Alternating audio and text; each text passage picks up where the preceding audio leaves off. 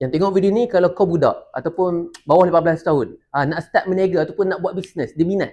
Apa nak kena buat? Yang pertama simple je. You kena belajar, jangan skip belajar. Belajar tu penting. Saya pun dapat alhamdulillah straight A dalam semua benda. Tapi macam mana saya start bisnes daripada saya kecil lagi, iaitu adalah saya faham bisnes adalah tentang attention. You dapat attention, you menang. Attention itu adalah apa dia? Mata. Mata orang. Itulah marketing. Lebih banyak orang pandang kita. Dekat situlah kita boleh menjual apa saja yang kita nak jual. So sekarang ini mudah. Dia ada social media dekat ujung jari. So apa you kena faham? Skill yang pertama, you kena ada value skill. Apa maksud value skill? You kena pandai buat konten. Alamak, konten ni dalam bentuk video je ke? Tak, konten. Dia ada 3 jenis. Yang pertama adalah dalam bentuk apa? Dalam bentuk gambar. Kalau gambar yang you buat tu ada value, orang akan share. Lagi, video, orang akan share. Dan seterusnya adalah dalam bentuk copywriting. Contoh sekarang track banyak copywriting yang you boleh buat. Dan ada ChatGPT yang boleh bantu you untuk nak bagi ada value. Value tu adalah apa dia?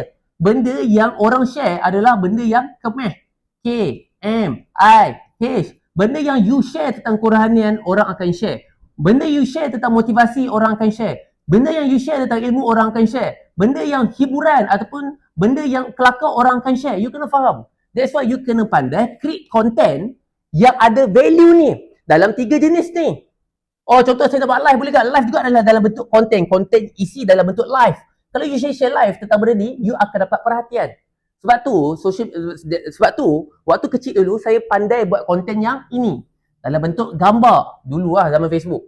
Yang seterusnya adalah produk research skill. So, you kena buat apa dia? You kena cari dekat TikTok. TikTok dekat produk marketplace. You kena cari produk apa yang senang untuk jual.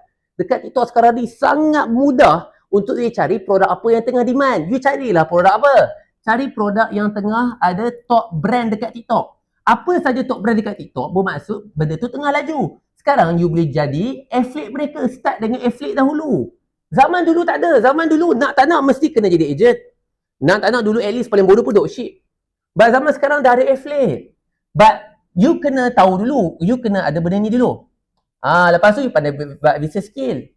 Dan last kali adalah you punya management. Management ada 2 lah. Pertama adalah bagaimana you susun masa you. Ini penting. Belajar adalah belajar. Tidur adalah tidur. Bisnes adalah bisnes. Ramai orang buat bisnes sampai tak belajar. Macam mana saya buat dahulu adalah simple. Saya punya mindset simple. Siang adalah study. Malam adalah bisnes.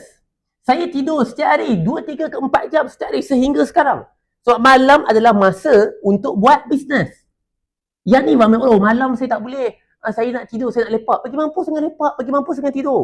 You kena faham, aku ni nak jadi orang yang berjaya. So you takkan boleh